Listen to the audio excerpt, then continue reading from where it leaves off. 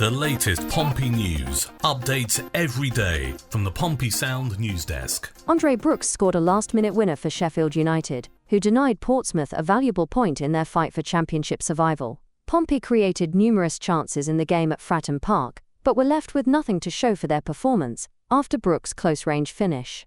Both sides threatened to break the deadlock in an entertaining first half, with Gustavo Hamer hitting the woodwork for the Blades before Pompey's Colby Bishop had a goal ruled out. Numerous opportunities presented themselves at both ends after the interval, with Brooks eventually coming up with the 90th-minute winner for Chris Wilder's side. Still, it took a double save from Blades goalkeeper Michael Cooper in the 6th minute of stoppage time to deny Melenik Ali a late leveller. The result moved Sheffield United up to 15th in the table and to within 6 points of the playoff places, while Portsmouth slipped to 21st, 1 spot from the drop zone. Defeats for both sides in their previous games prompted changes for the tie at Fratton Park, with Calvin Phillips given his first start for the Blades after his loan arrival from Manchester City. The closest his side went to breaking the deadlock in the first half was Hamer's 15th-minute shot from a tight angle that hit the foot of the post. And while Pompey's Bishop managed to find the back of the net from close range soon after, home fans were left incensed when their celebrations were cut short after the finish was ruled out because of a foul in the build-up. The decision only added to Pompey's frustrations in a first half in which Adrian Sajecic and Zach Swanson tested Blades keeper Cooper. John Swift and Ali threatened for the hosts in the second half, while Patrick Bamford called Nicholas Schmid into action and Brooks sent an effort just wide at the other end. As the game was seemingly heading towards a stalemate, Tyrese Campbell did well to squeeze across to the back post for Brooks to score his 4th goal in 5 games to win it for the visitors. This one was very simple. For the second game in a row, we was robbed. We deserved, at the very least, a point.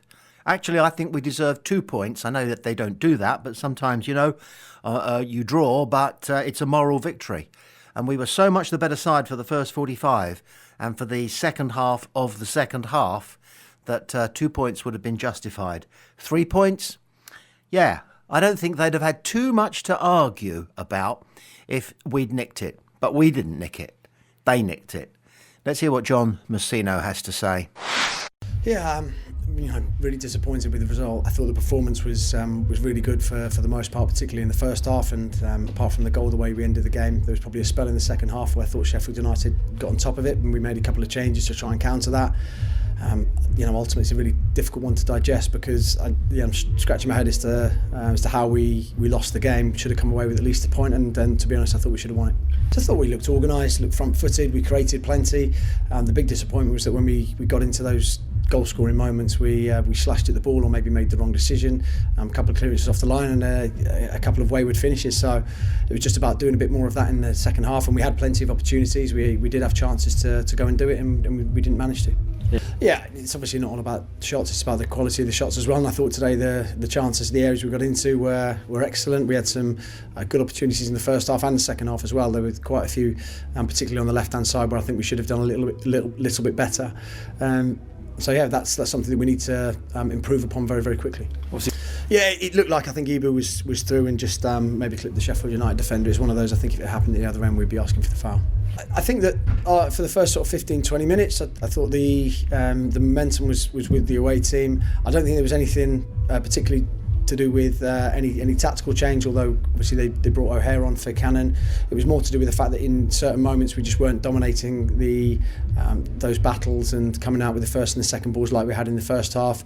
I think the best chance, Bamford's best chance, came from just a free kick that we switched off. So it was just a case of trying to get a bit of calmness into the game, and I thought we did that from about the 70th minute onwards, and I thought we looked a really good side. And to be honest, it's just the goal at the back end that's the absolute hammer blow. I think we dealt with it very well, so that's why we wanted to make the changes. Yeah, I mean, just I know most goals are preventable, but this one we had a free kick in their half, and we had 3 chances I think to go and win the second balls on the break, and we didn't do it, so just not locked off well enough from our own set piece, unfortunately. I think there's plenty of positives. We've got to keep going in terms of the way that we're playing, and then add something at the front end of the pitch to make sure we actually put the ball in the back of the net. And in those moments where we have the chance, like we did against Preston at the weekend, when we've got the chance to properly defend, we've just got to be a little bit better in those moments.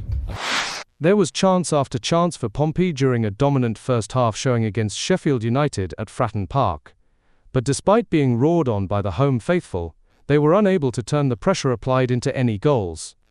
And it came back to haunt the Blues when their opponents struck a winning goal through Andre Brooks in the 90th minute. John Swift admitted that it was a frustrating afternoon for Pompey, as he felt they produced an otherwise encouraging display. He said, "It's very disappointing, and the way we played, especially in the first half, meant the very least we deserved was a point. To concede like that right at the very end from our own set piece was gut-wrenching, having had so many opportunities to score ourselves. It's very disappointing, and the way we played, especially in the first half, meant the very least we deserved was a point. We had played on the front foot and were aggressive at winning first and second balls. The opportunities came from there. The main frustration for us after the game was that we just weren't able to put the ball in the back of the net. It wouldn't fall for us, and there were a few moments when the ball bounced around the box and landed for their keeper. There are definitely a few positives that we can take from that performance though, and hopefully we can put things right on Tuesday." Swift was making his first start for Pompey since the defeat at Bristol City on New Year's Day, having been limited to cameos in recent weeks. He said, "I've tried to stay as ready as possible, because I know what this league is like. My chance arrived and I was fairly pleased with how I did.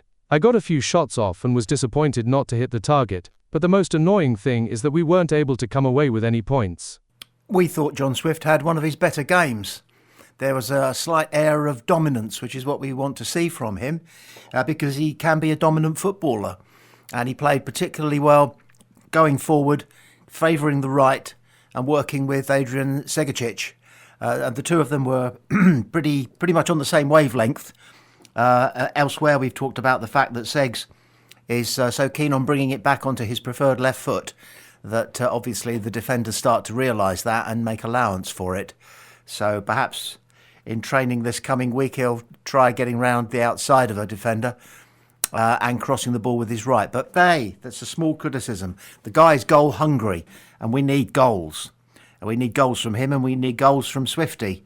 So let's hope here the development of his contribution to what we're doing on the pitch continues apace.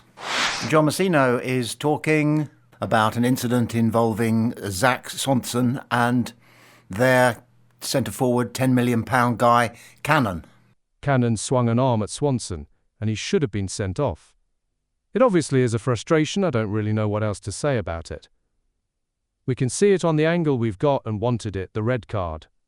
I didn't see it in real time, but Swanee was on the floor for a while and I was wondering why's that. It was because he took a whack. I think it needs to be picked up. I don't know how it wasn't. We only had half an eye on it at the time, but looking at it again in replay, something goes on. It's one of those tangles, isn't it, where two players are literally tangled up together, having gone down together, and there's a bit of an argy-bargy about how they get up, and there's often a little bit of extra contact between the two players as they're getting up, which is sort of kind of get your hands off me, no, you get your hands off me, I'm just going to pretend to get up but accidentally sort of push down on you, all that. And it's not even handbags. And on this occasion, when we saw it, it did look as though an arm was swung, but we didn't think it was particularly a fisticuffs thing. It was almost like that token thing they used to do in wrestling. I think they still do it in America. The forearm smash, which isn't. You use your forearm and you sort of push against your opponent. But Swanson went down and he stayed down for a while. And at first we thought it was one of those technical injuries because the manager had said he wanted to get the team together and have a chat, but he didn't. The trainer came on, the trainer looked after Swanson. Swanson got back on his feet and carried on eventually. Messino did have a word with a couple of people. I think I remember noticing that it was only Colby Bishop who came across when I was looking anyway, and that was just for a drink of water, so it wasn't a technical injury. Swanson was down because he felt he had been hit, or at least there had been an impact, and he wanted it checked out because we all have to look after our heads. So that's what happened there. But John Messino was absolutely not mincing any words when he said that the guy should have been sent off. They wanted the red card. Also, that disallowed goal of Colby Bishop's. This is what John Messino has to say about that. It looked like a good goal for me at the time, but watching it back, if it had happened in the other box, I would have been asking for that.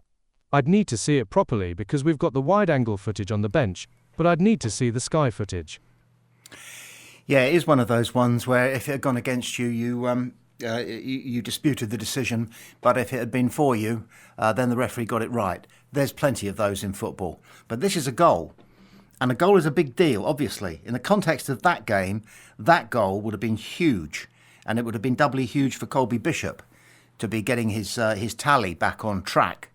So it was very unfortunate that the referee decided that he'd seen something, or more likely he suspected something from what he was able to see, and without VAR and without the assistant referee able to help him in any way for whatever reason, possibly because he was unsighted, he decided that the safest thing to do was to disallow. And generally speaking, refs tend to do that. But he disallowed it for something which, when he looks back at it, and refs obviously look at their performance probably over and over again, you know. It's now Sunday, he'll probably be looking at it now with his Sunday roast at his side in his study or wherever he does it on his computer, and he'll be looking at it until he goes to work on Monday morning, because that decision could be the reason why he doesn't quite get the report that he hoped for as far as Pompey are concerned.